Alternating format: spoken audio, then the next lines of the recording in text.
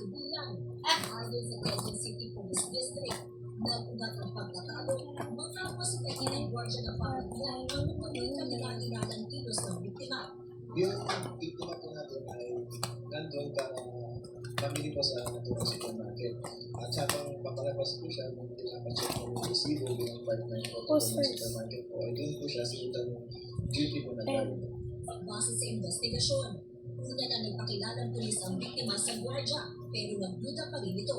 Nagkataon namang namimili rin doon ng isa pang pulis na pumigil sa pag-alis ng biktima. Isipin naman yung buhay na ginamit ko. Nakita naman natin na wala namang resistance. Isang siya sa hindi rate na ayaw na lang mag-isi. Malinaw po naman sapagkat kung nagpakilala ng pulis yung ating biktima, sa kabila po nun ay gumamit pa rin po ng dahas yung ating suspect. Kapag inaresto na nakita pulis at ang suligang gwardiya, paliwanag naman niya sa iyo, may nakita siyang baril sa loob ng bag ng biktimang pulis. Hindi nga niya ito ng ID pero hindi ko man nakapagpakita ng katunayan na siya ay isang pulis. Kinabahan ako lalo, akala ko siyempre may mga pulis na hindi mo alam, nagpapanggap lang na. Kung bakit sa akin naman ginawa ko yung tungkulin ko. Sinampaan siya ng reklamong date coercion. Hindi na mabibigay ng mahalaga na nakita ng pulis na nakaharap sa mga reklamong grave threats, physical injuries at date coercion. Napakalaman din ang dati na siyang may kaparehong kaso ng pananakit. Binigyan ko ng Quezon City Police District na hindi dapat gamitin ang otoridad ng polis para manako, magbanta at malapit na sinuman. Piniyak ng pulisya na piniyak ito sintihin ang mga pulis na lalagay sa kanilang kanan. Karen Guzman, ABS-CBN News. Dalawang patay lamang isang sugatan matapos pagpakarilihan ng isang police corporal sa loob ng isang resort sa barangay San Miguel A, Maragondon, Cavite. Dalawa sa kanyang biktima ay kapwa Muslim habang isang naging sibilyan. Nangyari ang enkwentro sa parking lot mismo ng isang resort sa barangay San Miguel sa Maragondon, Cavite, Miyerkules na madaling araw.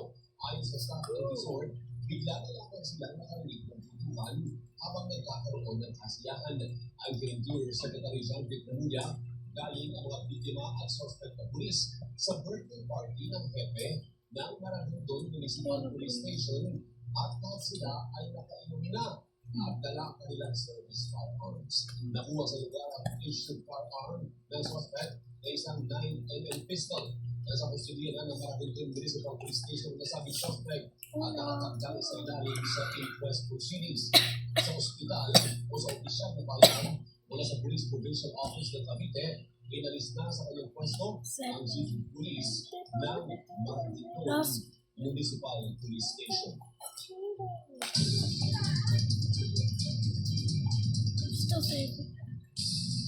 Limang motorcycle riders ang sumatan matapos masalpok ng GP ang sinasakyan nilang motorsiklo sa Colon Street sa Sulisuli ditong Martes ng hapon.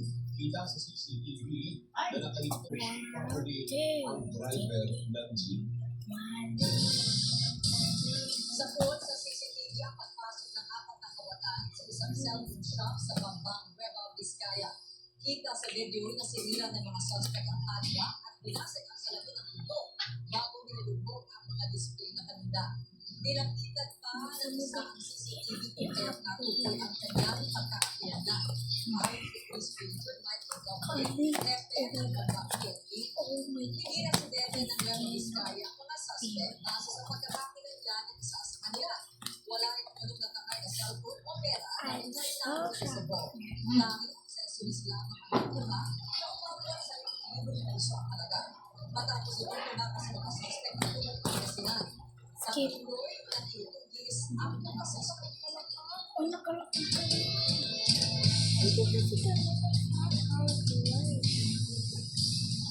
Nagpapatuloy ang North American Harbor 29-star Alex Ayala sa Paglokia sa Cincinnati sa Mason, Ohio. Seated number 17 sa tornado at world number 20 na nabigyan ng first round bye. Makakarap din sa round of 64 ang mananalo sa laban ng Agawin at 11 Gabriela Lucio Romania. Dahil sa That's cheating.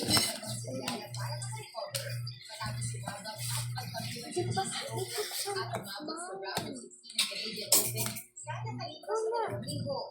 Magsisimula skip. ang Cincinnati Open sa Webes at magtatapos sa August 23. Pero, Sakto sa pagsimula ng US Open, ang pinakahuling Grand Slam event. ay, wait. Iba. Nasa. Isang $40 billion investment ang ilalagay po ng tagtog sa layan ng pamilya Lopez sa ABS-CBN. Sa isang pahayag, sinabi ni Eugenio Gabi Lopez III, ABS-CBN has been part of this company for generations.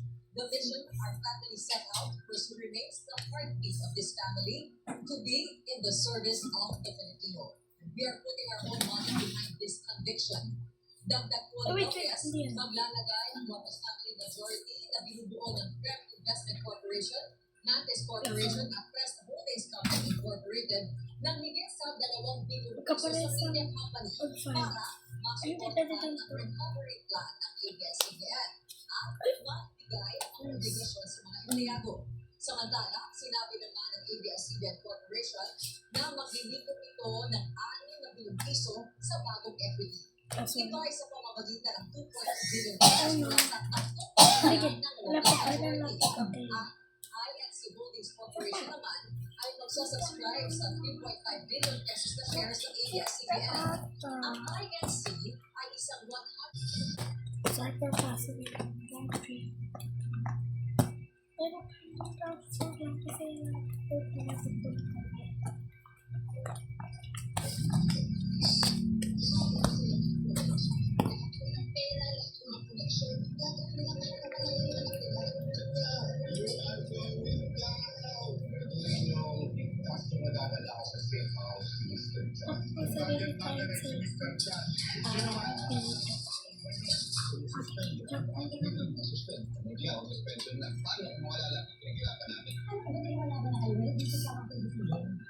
skip.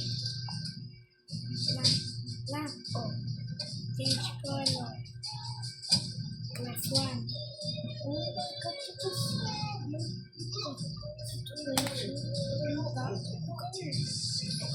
Go.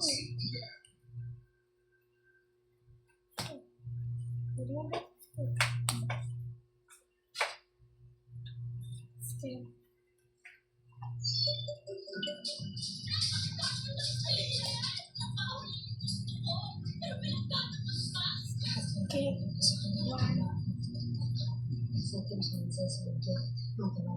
1.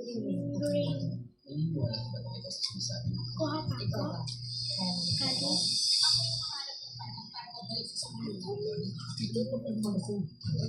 Green. Uno.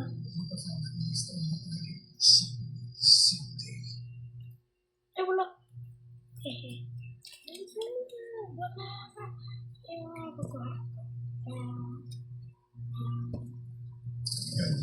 Plus 1.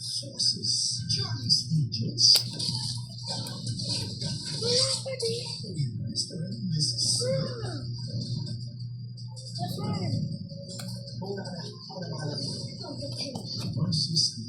Change color.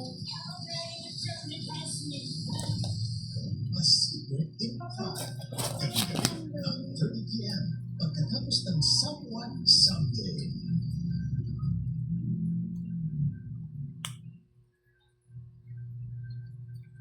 Wala. Ay, ito.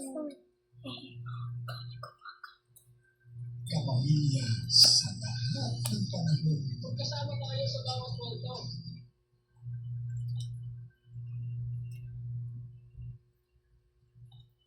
Wait, walang kapareha. But this is where Sa akin, tibigat yun. Talaga naman katiwala sila ng mga nagbabalita. Bibigyan sila ng tamang impormasyon na magagamit natin sa pangaraw-araw. 2, 3, Magkasama tayo sa